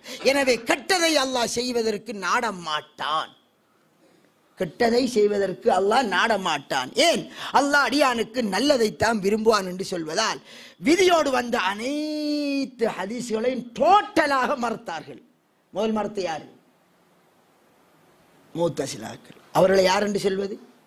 கதிரியாக்கள். கதிரியாக்கள் புத்தியோடு அல்லாஹ்வினுடைய குர்ஆன், அல்லாஹ்வுடைய ரசூலினுடைய ஹதீஸை பார்க்கிறார்கள். ஹதீஸிலே வருகிறது, ஒரு மனிதன் 40 நாள் பிள்ளை கருவிலே உருவாகிற போது என்னது? இந்திரியமாக, இரத்தமாக, சதையாக இருந்து 4 மாதம் பூர்த்தியானதன் பின் உயிரூதப்படுகிறது. இவன் நல்லவன், இவன் கெட்டவன், சீதேவி மூதேவி என்று நம்முடைய பாஷையில் சொல்வோம். எழுதப்பட்டு விட்டது. அப்படியா? இப்படி ஒரு ஹதீஸா? இதன் நடப்பா? நல்லதென்று எழுதப்பட்டால் அதனால் தான் அவன் சொர்க்கவாதி, கெட்டதென்று எழுதப்பட்டு விட்டது அதனால் தான் நரகவாதி. அப்படியா? இந்த ஹதீஸ் என்னது? புத்திக்கு முரண்படுகிறது. தூக்கி எறியுங்கள், டஸ்ட்பினிலே போடுங்கள். அது அப்துல்லா பின் மசூத் சொன்னாலும் சரிதான், அவரிடம் இருந்து ஆமஷ் கேட்டாலும் சரிதான், ஆமஷிடம் இருந்து அவரை அடுத்து வர அவரை சொன்னாலும் சரிதான், இதெல்லாம் எடுக்க இல்லாது. டஸ்ட்பின். புத்திக்கு முரண்பட சொல்வார்களா என்று அனைத்து விதியோடு சம்பந்தப்பட்ட அனைத்து ஹதீஸ்களையும் டஸ்ட்பினிலே போட்டவர்கள் யாரு? முஅ்தஸிலாக்கள். யாரின் பின்னணியில்? ஆதம் அலைஹிஸ்ஸலாம் அவர்களை படைத்த காலத்திலிருந்து ஏற்பட்ட அந்த பகுத்தறிவாத சிந்தனையின் பேரால் வழிதவறின அதைத்தான் நாங்கள் மூத்தசிலா என்கிறோம். மூத்தசிலாக்கள் என்றால் குர்ஆன் வசனத்தின் கருத்தை மாற்றினார்கள். எனவே அன்பிற்குரிய சகோதரே, இது ஒரு புறம்.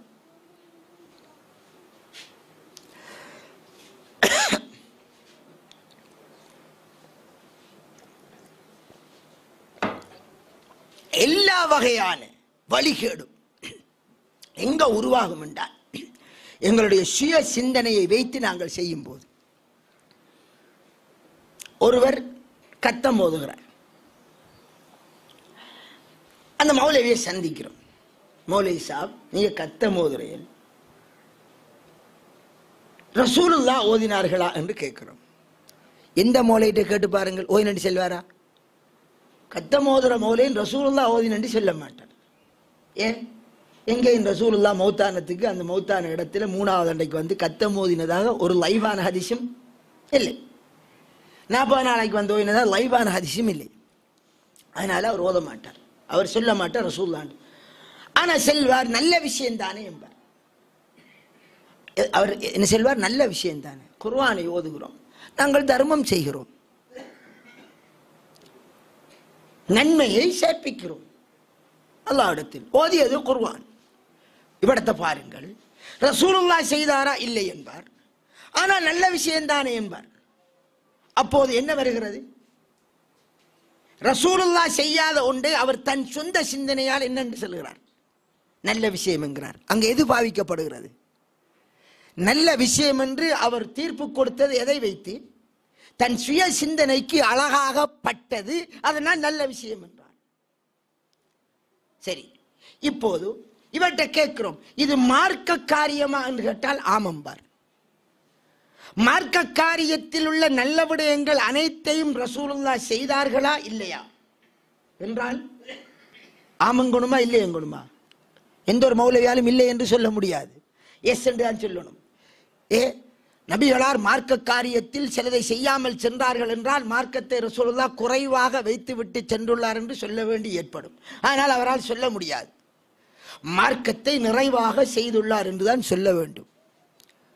மார்க்கத்தை ரசூலுல்லாஹ் பூர்த்தியாக்கி விட்டு சென்றார்களா? ஆம். மார்க்கத்தின் பெயரால் உள்ள அனைத்து நல்ல விடயங்களை நிறைவாக செய்தார்களா என்று கேட்டால் அதற்கு அவர் என்னென்று சொல்வார்? ஆம் என்றுதான் சொல்வார். அப்ப நபிகளார் செய்யாத ஒரு மார்க்க நல்ல விடயத்தை நீங்கள் எப்படி நல்ல விடயம் என்றீர்கள் என்று திருப்பி கேட்டால் அவர் திருப்பி என்றாலும் நபி செய்யாட்டியும் அது நல்லந்தானே என்பார். அப்ப அவர் நல்லம் என்கிறார். இதை வைத்து சுயமான தன் சொந்த சிந்தனைக்கு நல்லாப்பட்டது. அதைத்தான் ஆதம் நபி அலைஹிஸ்ஸலாம் சொர்க்கத்திலிருந்து செய்தார். அல்லாஹ் செய்ய வேண்டாம் என்றார். செய்ய வேண்டாம் என்றதை ஏன் செய்தார்? அல்லாஹ்வுக்கு மாறு செய்யணும் என்ற நோக்கத்தில் ஆதம் நபி செஞ்சாரா, அல்லது நாம செய்ய போற காரியம் ஒரு நல்ல விஷயம் தானே என்று நினைத்தால் செய்தாரா? எதனால் செய்தார்?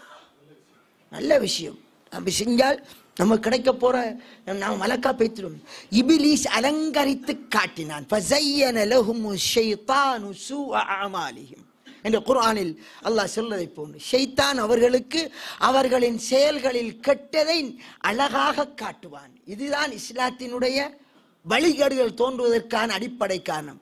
ஃபஸய்யன லஹுமு ஷைத்தான், ஷைத்தான் அவர்களுக்கு அழகுபடுத்தி காட்டுவான். எந்த செயலை? கெட்ட செயல்களையும் நல்ல காரியம் என்று நினைத்து செய்வார்கள். எனவே சிந்தனைக்கு அது எதாகப்படுகிறது? நல்லதாகப்படுகிறது.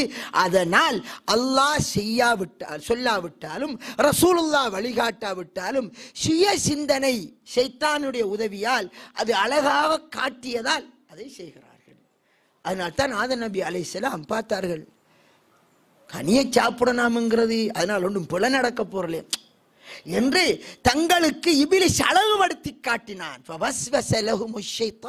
இருவருக்கும் ஷைத்தான் அதை ஊசலாட்டத்தை ஏற்படுத்தி ஒரு நல்ல ஐடியாவை கொடுத்தான். தங்களுடைய சுய சிந்தனைக்கு அழகாக தென்பட்டதால் அல்லாஹ் ஏவி தடுத்த ஒன்றை செய்ததால் சொர்க்கத்திலிருந்து வெளியிறங்குகிறார்கள். அது எங்களுக்கு போதிக்கிற அடுத்த பாடம் என்ன? உன் புத்திக்கு அழகாக பட்டது என்பதற்காக அல்லாவின் கட்டளையை மீறாதீர். உன் புத்தி அது அலங்கரித்து காட்டலாம். ஏன் உன் புத்திக்கு பின்னால் இருப்பது யார்? இபிலீஸ். அவன் அழகுபடுத்தி காட்டுவான். அப்போது எனது தூதரினுடைய வழிகாட்டல் இருக்கிறதா என்று பார்த்துக்கொள். வழிகாட்டல் இல்லையா நிறுத்திக்கொள். ஆனால் தான் ரசூலுல்லாஹ் சொன்னார்கள், ஹைரல் ஹதி ஹதியு முஹம்மத், வழிகளிலே மிக சிறந்தது முஹம்மதின் வழிமுறை. கர்மத்திலே மிக கெட்டது, கர்மங்களில் மிக கெட்டது முஹ்தஸாத்துஹா. அதற்கு விளக்கத்தோடு சொன்னால், மார்க்கத்தின் பெயரால் புதிதாக உருவாக்கப்படுறது. ஏன் மார்க்கத்தின் பெயரால் உருவாக்கினான்? ஒருவன் இது நல்ல விடயம் என்று கருதியல்தான் அதை செய்கிறான். யாராவது ஒருத்தர் கத்தம் ஓதுறவர் இது கூடாத விடயம் என்று ஓதுறாரா? நல்ல விடயம் தான் என்றுதான் ஓதுறார். அப்ப நல்ல விடயம் என்று சிந்தனை அலங்கரித்து காட்டுவதால் தான் மனிதன் இன்று ஒவ்வொரு பிதஅத்தையும் செய்கிறான். அதனால் பிதஅத்து எல்லாம் வழிகேடு, எல்லா வழிகேடுகளும் நரகத்திலே என்று சொல்லுகிற போது ஒவ்வொரு சுய சிந்தனைக்கும் அழகுபடுத்தி காட்டப்படுகிற விடயங்கள் எல்லாமே நபி வழி அங்கே முன்னில்லை என்றால் அது எல்லாம் என்ன? வழிகேடு. அதில் ஒரு விஷயத்தை நீங்க புரிகிறீர்கள். என்னத்தை புரிகிறீர்கள்? பிதஅத்துகள் உருவாவதற்கான அடிப்படை காரணம் என்ன? எது? பகுத்தறிவுவாதம். என்ன வாதம்? பகுத்தறிவுவாதம். ஒவ்வொரு பிதஅத்து காரணம் கேளுங்கள். நல்ல விஷயம் தானே என்பார்கள். எதை எடுத்து நல்ல விஷயம் தானே, என்ன பிழை என்பார்கள். ரசூலுல்லாஹ் செய்யாவிட்டா நாம சரியில்லதா? அதுக்கு அடி விழுகிறது. இல்லை, அப்படி செய்ய இயலாது. 3 சஹாபாக்கள் ஆயிஷா நாயிடம் வருகிறார்கள். ரசூலுல்லாஹ்வுடைய வணக்க வழிபாடை பற்றி கேட்கிறார்கள். ரசூலுல்லாஹி ஸல்லல்லாஹு அலைஹி வஸல்லம் வணக்க வழிபாடுகளை பற்றி சொல்லப்படுகிறது. அதை கேட்டுவிட்டு 3 பேரும் என்ன முடிவெடுத்தார்கள்? முன்பின் பாவம் மன்னிக்கப்பட்டவர் அவரே இப்படி வணக்கம் செய்கிறார், நாம எப்படி, நாம் எவ்வளவு செய்யணும்? அப்போ ஒருவர் என்ன செய்கிறார்? இரவெல்லாம் நின்று வணங்குறார் என்று முடிவெடுத்தார். ரசூலுல்லாஹ் அப்படி வணங்கினா நாம எவ்வளவு வணங்கணும்? மற்றவர் என்ன செய்கிறார்? பகலெல்லாம் நோன்பு பிடிப்பது என்று முடிவெடுத்தார். புத்திக்கு நல்லா பட்டதுதான் அந்த முடிவு எடுக்காங்க. மற்றவர் என்ன செய்கிறார்? அவரை முடிவு என்ன? பொஞ்சாதிரிக்கத்தாலான பிரச்சனை, அவள் தானே அதை செய்ய சொல்வாள், இதை செய்ய, அவளுக்கு நேரம் ஒதுக்கணும். மனைவியா இல்லை என்றால் சப்ஜெக்ட் முடிஞ்சு. பெண்ணாசை இல்லை என்றால் எல்லாம் அவுட். அழகா அல்லாஹ் வணங்கிக்க இருக்கலாம், நல்லா தானே வாட்டுது. அவ பொம்பளை விட்டு ஒதுங்குவோம் முடிவெடுத்தார். இது யார்? சஹாபாக்கள், நபிர பாசறையிலே வளர்ந்தவர்கள், நல்லது என்று முடிவெடுத்தார்கள்.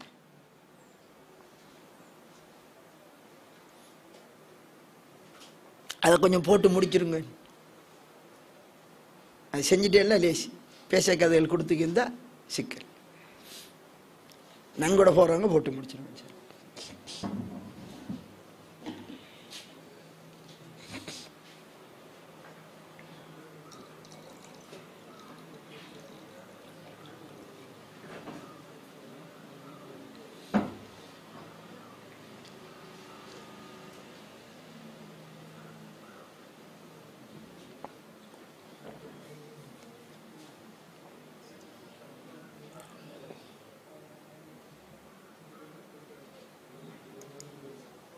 அல்ஹம்துலில்லாஹ்.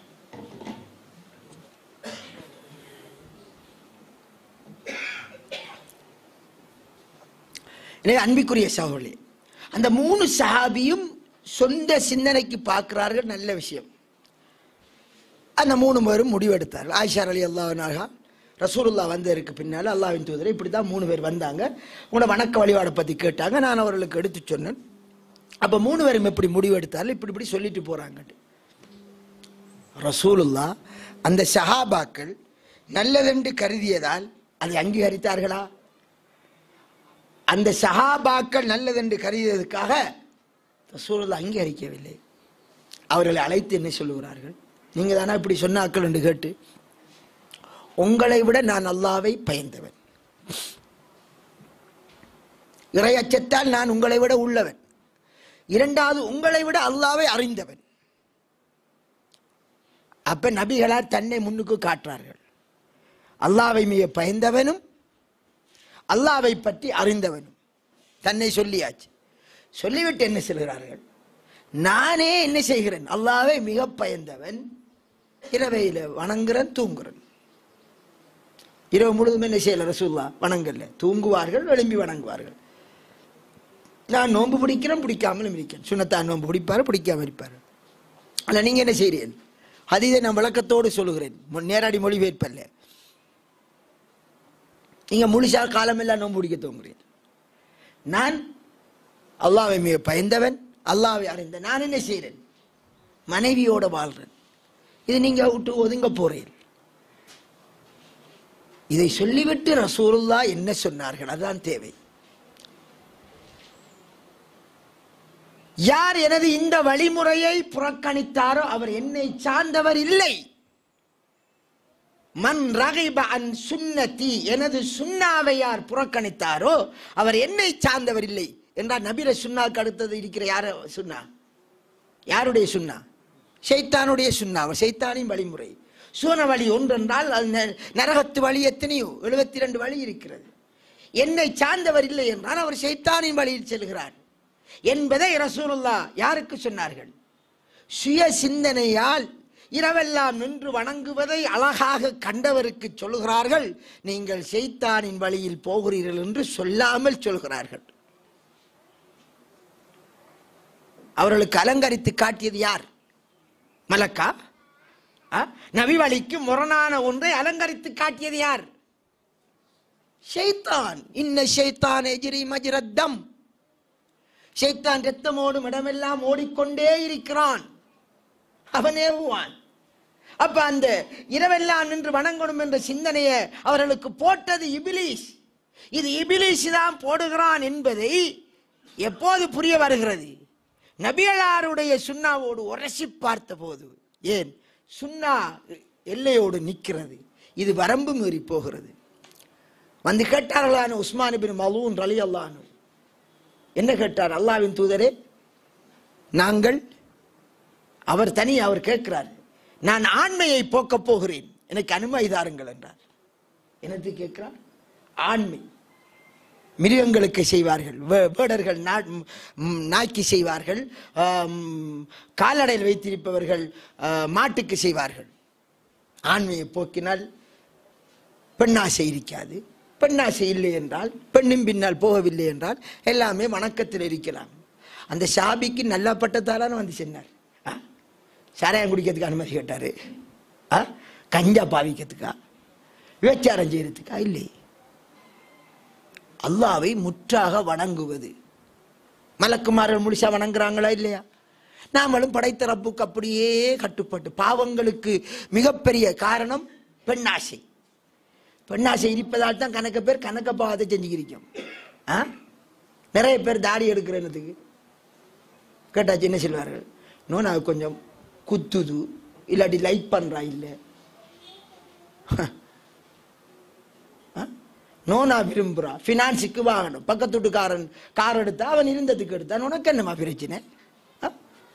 2 தரம் 3 தரம் ஒரு நாளைக்கு சொத்தை சுருட்டினா அடுத்த அன்னைக்கு இவர் 50,000 காசை கொண்டு கட்டி போட்டு வாகனத்தை எடுத்துக்கு வரான். என்ன இவரோட சொத்தை விரியணும், பூவை போல தாமரையை போல விரிஞ்சிருக்கணும், சூரியகாந்தி போல, சரியானு. அவன் மனைவியை திருப்திப்படுத்தணும்னா அவரோட என்ன செய்யறார்? மனைவியை திருப்திப்படுத்துறதுக்காக கணக்கு பாவத்தினால் இன்றைக்கு அதிகமாக பாவம் செய்யறதுனால ஆறால வைஃபால ஆம்புலைகளுக்கு அதிகமாக பயானை கேட்டு போட்டு போற நேரத்தில் பா அல்ஹம்துலில்லாஹ் இன்றைக்காவது நம்முடைய ஈமான் கொஞ்சம் நல்லா இருக்கே என்று கூட்ட போவான். போய் சேர்ந்த உடனே அவுட்.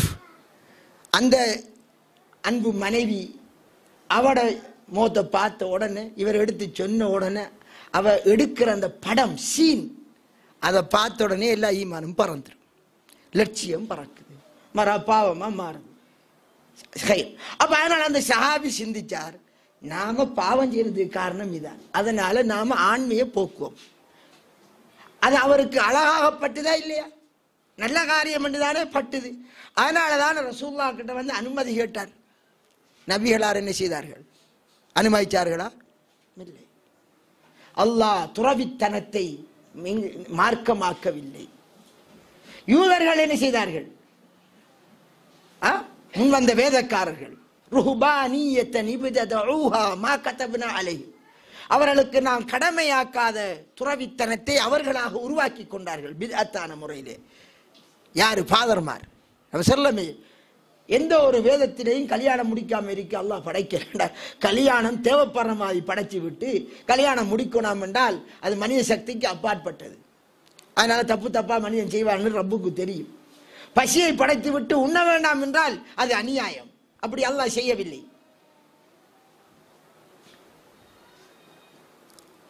அப்ப ரசூலுல்லாஹ் அந்த சஹாபியை தடுக்கிறார்கள். இல்லை, எங்களுக்கு மார்க்கத்தில் இல்லை, இது இஸ்லாம் இல்லை.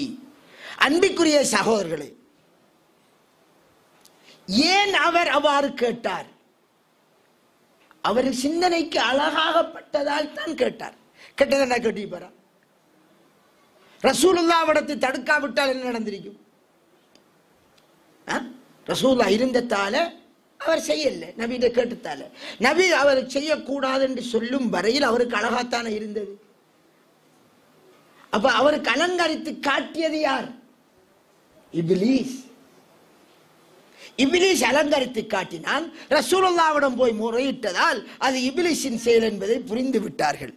பித்அத்தான ஒரு காரியம், அதை தவிர்ந்து கொண்டார். எனவே பித்அத் என்பது உருவாவது, திருமணம் முடிக்காமல் பற்றற்று வாழ்வது என்பது, அதன் மூலம் இறைவனுடைய அன்பை பெறலாம் என்றால் அது ஒரு பித்அத். அது ஒரு பித்அத். அப்துல் காதர் ஜீலானி 25 வருஷம் காட்டுல தவம் இருந்தான், பச்சை போய்.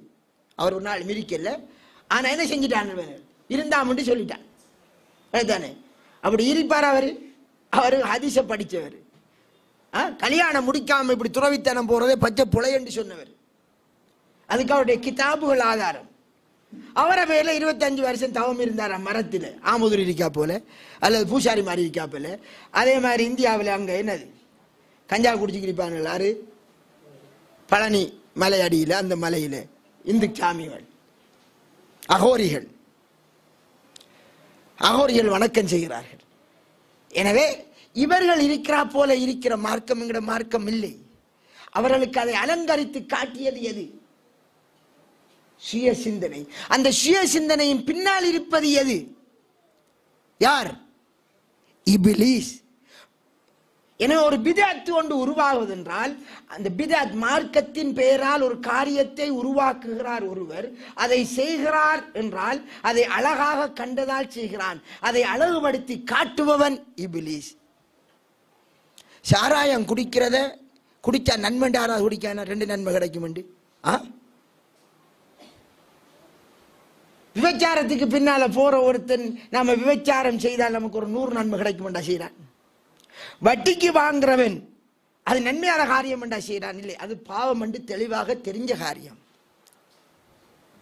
அது பாவம் தான், தவிந்து கொள்ள வேண்டும். என்ன செய்யற என்று செய்யறான். அப்ப அது பிழை என்று அவனுக்கு தெரியுது. ஆனால் கத்த மோதுறவன் என்னென்று ஓதுறான்? நல்ல காரியம் என்று நினைத்து செய்கிறான். கெட்ட காரியத்தை நல்லதாக அலங்கரித்து காட்டுகிறான். அலங்கரித்து காட்டுகிறான் என்றால் எதற்கு? அதை அலங்காரமாக காண்பது, அழகாக காண்பது நமது சுய சிந்தனை, பகுத்தறிவு. அந்த பகுத்தறிவு தான் அனைத்து பித்அத்திற்கும் அடிப்படை. ஒவ்வொருவரும் தனது சுய சிந்தனையினால் அழகாகப்படுகிறது என்று இப்படியே எடுத்துக்கொண்டு போனதால் தான் 72 கூட்டமும் உருவானது. அதனால் உங்களுடைய புத்தியோடு உரசி பார்க்காதீர்கள். ரசூலுல்லாஹ் ஒரு நேரான கோட்டை ஒரு தரம் கீறினார்கள். அதன் வலப்பக்கத்திலும் இடது பக்கத்திலும் சின்ன சின்ன கோட்டை கீறினார்கள். இந்த நேரானது இது எனது பாதை, இதன் 2 மருங்கிலும் உள்ளது ஷைத்தானுடைய பாதைகள். அவ்விடத்திலிருந்து கொண்டு ஷைத்தான் அழைக்கிறான். ஷைத்தான் எப்படி அழைப்பான்? இன்னறிக்கப்பா, இன்ன விஷயம், நல்ல விஷயம், நல்ல விஷயம், நல்ல விஷயம் என்றுதான் அழைப்பார். நேரான பாதையில் ஒருவர் போய்கொண்டிருப்பார், குர்ஆனும் சுன்னாவும் என்று போய்கொண்டிருப்பார், அழகாக போய்கொண்டிருப்பார், நபி வழியோடு நிற்போம் என்று போய்கொண்டிருப்பான். அப்போது ஷைத்தான் ஆதம் நபிக்கு சொர்க்கத்தில் கனியை புசிப்பதற்கு அலங்கரித்து காட்டின மாதிரி அலங்கரித்து காட்டுவார். அதனால் நல்ல விஷயம்தானே நல்ல விஷயம்தானே என்று செய்வார். அப்படியே 72 பாதையில் அவர் சென்றிடுவார். எனவே நேர்வழி நடக்க வேண்டுமா, சுவன வழி நடக்க வேண்டுமா, ரசூலுல்லாஹ் சொன்னார்களா, அதோடு நின்று கொள்வது. அறப்படிச்ச கேள்வி கேட்கக்கூடாது. நபிகளார் செய்தார்கள், அதனோடு நிற்பது. குதர்க்கம் பேசக்கூடாது. ஒவ்வொரு இயக்கத்தினரும் பாருங்கள், இந்த சமுதாயத்தில் எத்தனை இயக்கங்கள். ஒரு கபரிலே ஒரு நல்லடியாரை அடக்கிவிட்டு பிரார்த்திச்சு கொண்டிருப்பார்கள். இப்ப ஒருவர் ஒரு தௌஹீத்காரர் என்ன செய்கிறார், அவன் அந்த பிரார்த்திக்கிறத பார்த்து, இது நீங்க அல்லாஹ்வுக்கு இணை வைக்கக்கூடிய காரியத்தை செய்கிறீர்கள், இதை செய்யாதீர்கள் என்று சொல்வார். இதை செய்கிறவர் ஒருவர், அதை பார்த்துக்கிற இன்னொரு இயக்கத்தவர், இன்னொரு சீர்திருத்த இயக்கம், அது தப்லீகா இருக்கலாம், அல்ல ஜமாத் இஸ்லாமியா இருக்கலாம், ஏதோ ஒன்று இருக்கும். சரி, இப்ப 3 பேர் இருக்கிறார்கள். இந்த 3 பேர்ல இவர் செல்வார், இது ஷிர்கான காரியம், நீங்க அல்லாஹ் பிரார்த்திக்கையில் இப்படி கேட்கக்கூடாது, அல்லாஹ்வோட நேரடியாக கேட்கணும், இது குர்ஆன் வசனம் என்று அவர் ஓதி காட்டுவார். சரி, ஓதி காட்டக்க அவர் செல்வார், பிரார்த்திக்கிறவர். அவர் எடுத்தெடுப்பு செல்வார். ஒரு ஜனாதிபதியிட நாம நேரடியாக கேட்கலாமா? இடையில் ஆறு வேணுமா? நம்மளை பத்தி ஜனாதிபதிக்கு செல்லத்துக்கு ஒருத்தர் வேணும் தானே என்று ஒரு உதாரணத்தை சொல்வார். அப்ப எதை பாவிக்கார் அவர்? அவரை பிழையான காரியத்தை எதை வச்சு நியாயப்படுத்துறார்? தனக்கு சுய சிந்தனை இருக்கிற அந்த சுய சிந்தனையால் அவருக்கு அழகாகப்படுகிற அந்த உதாரணமே பச்சை பிழை, உதாரணமே பிழை. ஆனால் அந்த உதாரணத்தை சொல்லித்தான் அவங்களுடைய மௌலவிமார்கள் சொல்லி வைத்திருக்கிறார்கள். ஜனாதிபதிக்கு நம்மளை பத்தி செல்லத்துக்கு ஒரு ரீக்கத்தானே வேணும், நம்மளுக்கு ஜனாதிபதியே தெரியும், அவருக்கு நம்மளை தெரியுமான்னு சொல்வார்கள். ரெண்டு ஆறுக்கு உதாரணம் காட்டுவார்கள். அல்லாஹ்வை ஜனாதிபதிக்கு ஒப்பிடுவார்கள். நமக்கு அல்லாஹ்வை தெரியாம இருக்கலாம், ஆனா அல்லாஹ்விற்கு நம்ம எல்லாரையும் தெரியும்.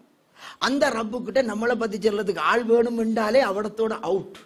அல்லாஹ் அறிவில்லாத சொல்லாப்பல எக்காலத்தையும் ஒரு காலமாக சமனான அறிகின்ற அல்லாஹ்வை என்னை அறிவதற்கு அல்லாஹ்விடத்தில் ஒருவர் செல்லி வைக்கிறதுக்கு ஒரு ஆள் வேணும் என்றால் இது அல்லாஹ்வோட அறிவை கொச்சப்படுத்துறது. முட்டாள்தனமான உதாரணம். இந்த முட்டாள்தனமான உதாரணத்தை அலங்கரித்து காட்டுகிறான் யாரு?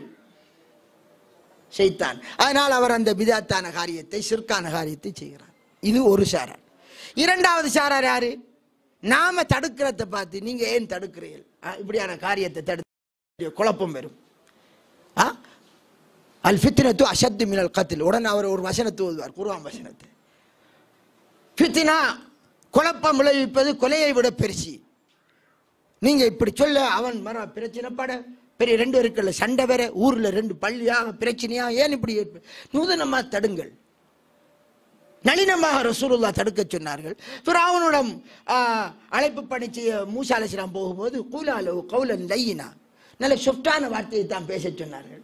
நீங்க இப்படியெல்லாம் சொன்னால் எப்படியாது, குழப்பமே தர்க்கிக்கால் என்று அந்த 2 சாரார் மீதுக்கு இவரை பல காண்பார். அவர் என்ன செய்கிறார்? அவரும் அவடத்தை எதை பாவிக்கார் என்றால் குர்ஆன் வசனத்தை பாவிக்கார், பிழையாக பாவிக்கார். அல் ஃபித்னத்து அஷத்து மினல் கத்ல். குழப்பம் கொலையை விட பெருசென்றது. அங்க குழப்பம் என்று சொன்னது இதை அல்ல. அல் ஃபித்னத்து என்று அல்லாஹ் சொல்வது அங்கே இணை வைத்தலை. அந்த வசனத்து முழு வசனம் يسألونك عن الشهر الحرام قتال فيه قل قتال فيه كبير وصد عن سبيل الله وإخراج أهله என்று இப்படி அல்லாஹ் சொல்றான்.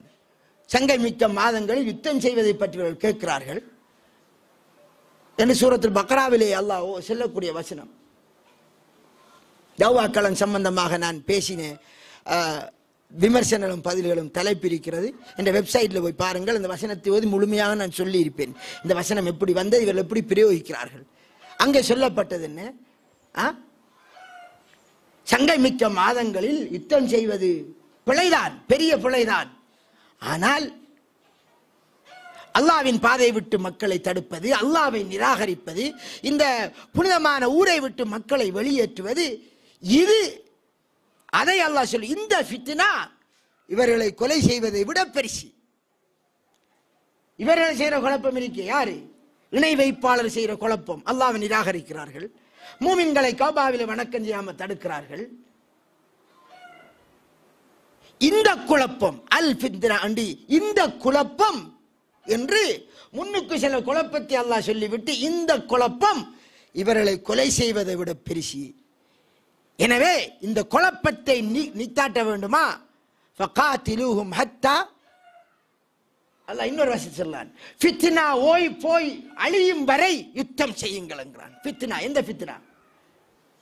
காபிர்கள் செய்கின்ற சிறுக்கியத்தான ஃபித்னா, அல்லாஹ்வை நிராகரிக்கிற ஃபித்னா போகும் வரை யுத்தம் செய்யுங்கள் என்கிறான்.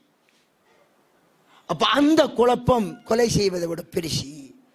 அதனால சங்கை மிக்க மாதங்களை யுத்தம் செய்ய போடாதான். அதே நேரம் நிராகரிப்பு கொள்கை நிலைநாட்டுவதற்காக சங்கை மிக்க மாதத்தில் யுத்தம் செய்ய வந்தால் நீங்கள் அதற்கு பின் அமர்ந்திருக்க தேவையில்லை. அவர்களில் வரம்பு மீறி வந்தால் அவர்களோடு யுத்தம் செய்யுங்கள் என்று அல்லாஹு தஆலா குஃப்ரு கொள்கையை நிலைநாட்டுவதற்கு எதிராக போராடுவதை சிறப்பாக்கி சென்ற வசனத்தை குஃப்ரு கொள்கை நிலைநாட்டுவதற்கு அந்த வசனத்தை பாவிப்பது முட்டாள்தனம். தப்பான முறையில் அந்த வசனத்தை பாவிக்கிறார்கள். அதற்காக பௌத்தறிவாதம் பேசுகிறார்கள். என்னது? மக்கள் குழம்பிடுவார்கள். மக்கள் குழம்புவதால் அது பெரிய குழப்பம், அதை அல்லாஹ் விரும்ப மாட்டான், சமூக ஒத்துமை வேணும். இது எல்லாம் எது பேசுகிறது? மார்க்கமா புத்தியா? புத்தி. நம்முடைய சிந்தனைகள் அலங்கரித்து காட்டுவது ஒரு காலம் மார்க்கமாக ஆகாது. நம்முடைய சிந்தனையினால் சமூகம் குழம்பிவிடும் என்று கருதி மார்க்கத்தில் ஒன்றை மறைப்பதால் சமூக ஒற்றுமை வரும் என்று இருந்து அதுதான் அல்லாஹ் விரும்புவதாக இருந்தால் அதை அல்லாஹ் யாருக்கு காட்டியிருக்கணும்? அவனுடைய மிக நேசத்துக்குரிய நபி முஹம்மது நபியை காட்டியிருக்கணும். அவனுடைய நேசத்துக்குரிய நபி இப்ராஹிமுக்கு காட்டியிருக்கணும். அவனுடைய நேசத்துக்குரிய நபி மூசாவிற்கு காட்டியிருக்கணும். யாருக்குமே காட்டவில்லை. அன்பு நபி ரசூலுல்லாஹி ஸல்லல்லாஹு அலைஹி வஸல்லம் அவர்களுக்கு முதல் இறங்கிய வசனம் அந்திர் அஷிரத்தக்கல் அக்ரபின் தவ்வாவுடைய வசனம். நெருங்கிய குடும்பத்தினருக்கு அச்சமூட்டி எச்சரிக்கை செய் வசனம் இறங்கியது. ரசூலுல்லாஹ் வந்து சொன்னார்கள். சொன்ன ஊர் குழம்பிட்டு, குடும்பம் குழம்பி விட்டது. நபியலாருக்கு ஏசத் தொடங்கினார்கள், கல்லறிய தொடங்கினார்கள். அதற்கு பின் தொடர்ந்து ஏச்சும் பேச்சும், ஊர் பெரிய பிளலி ஆயிட்டு, 2 பாட்டி ஆயிட்டு. அல்லாஹ் சொல்லியிருக்கலாம் தானே, மக்கள் குழம்புறார்கள். அழகாக இருந்த சமூகம், ஒத்துமையா இருந்த சமூகம், என்ன அன்பா காக்கா தம்பி எல்லாம் பொலிமா அண்டும் அதண்டும் மிதண்டும் சாப்பாடும் கிழமைக்கு குடும்பம் ஒத்துமை என்று இருந்தீர்கள். இருந்த சமுதாயம் இப்போ குழம்பிட்டு. அதனால முகமதே கொஞ்சம் பொறு. எல்லாரும் இப்ராஹிம் நபியோட வம்சத்தில் வந்தாக்கள் தான். காபாவில் இருந்த எல்லாரும் யாரு? இப்ராஹிம் நபியினுடைய பரம்பரை, அந்த குறைஷி கோத்திரம். எனவே எல்லாம் தாய் பிள்ளைகள். எனவே ஊரை குழப்ப வேண்டாம், ஒத்துமையை குழப்ப வேண்டாம், கொஞ்சம் பொறு என்று அல்லாஹ் சொன்னான்.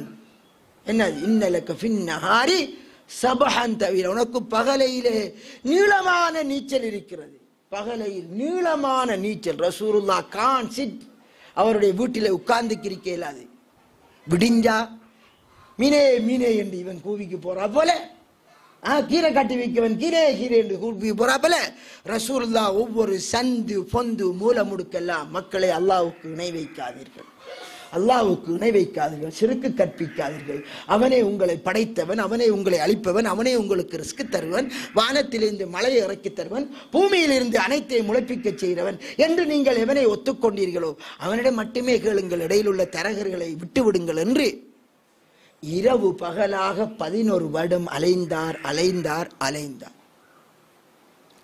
ஆனா இன்றைக்கு ஒரு சாரா என்ன செய்கிறார்கள்?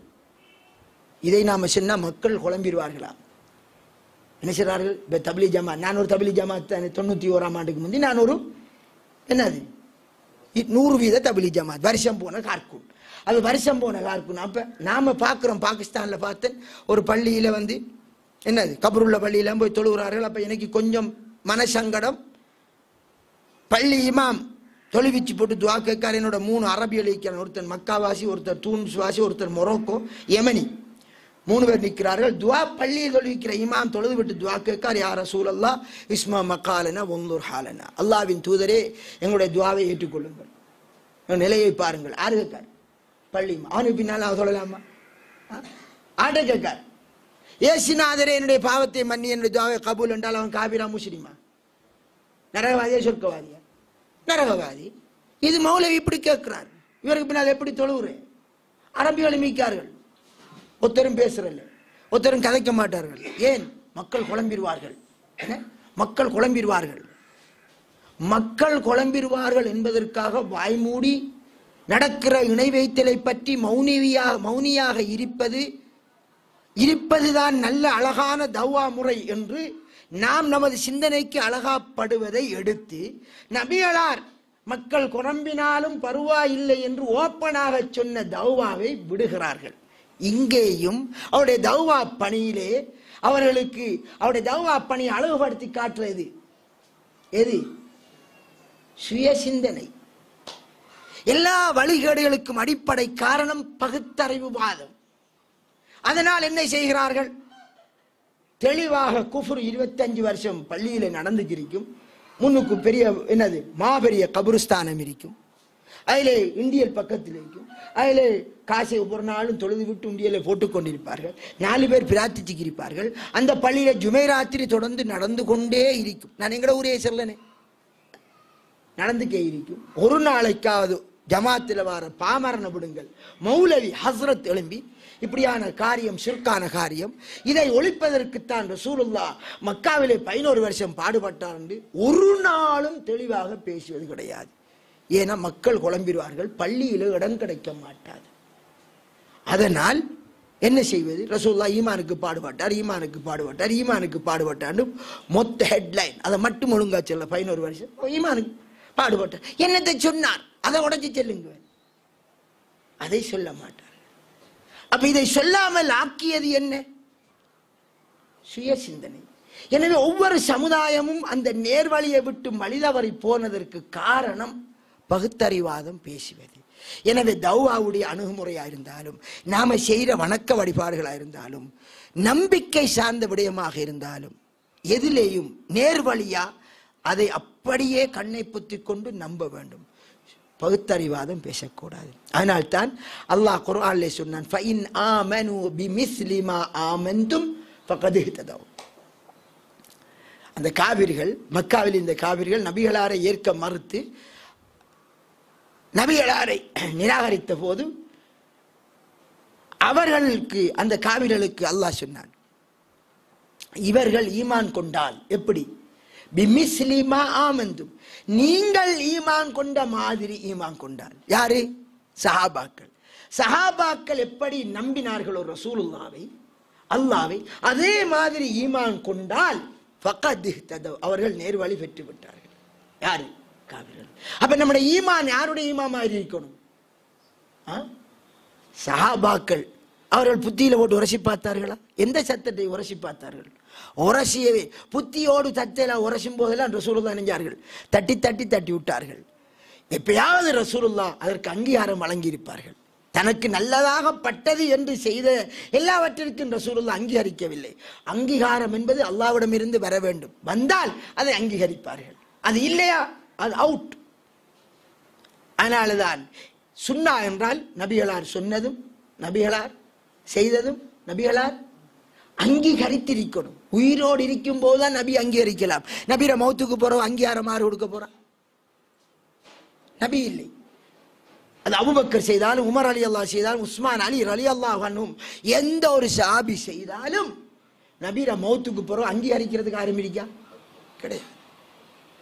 அப்ப அங்கீகாரம் என்பது நபி உயிரோடு இருக்கிற போது வர வேண்டும். உயிரோடு இருக்கிற போது நபிகளார் ஸல்லல்லாஹு அலைஹி வஸல்லம் அவர்கள் எதையெல்லாம் அங்கீகரித்தால் அதனோடு நின்றால் அது நேர்வழி, இல்லை என்றால் எல்லாமே வழிகேடாக ஆகிவிடும். வழிகேடின் தோற்றுவாய் மார்க்கத்தில் நாம் நம்முடைய சுய சிந்தனைகளை பாவிப்பது, அதை விட்டுவிட்டு படைத்த ரப்பு சொன்னான் என்பதற்காக, நபிகளார் செய்தார் என்பதற்காக நாம் நமது குர்ஆனையும் ஹதீஸையும் அப்படியே கண்ணை புத்தி கொண்டு பின்பற்றி சென்றால் நாங்கள் நேர்வழி பெறுவோம். அப்போது நாங்கள் ஜெயம் பெற்றவர்களாகுவோம்.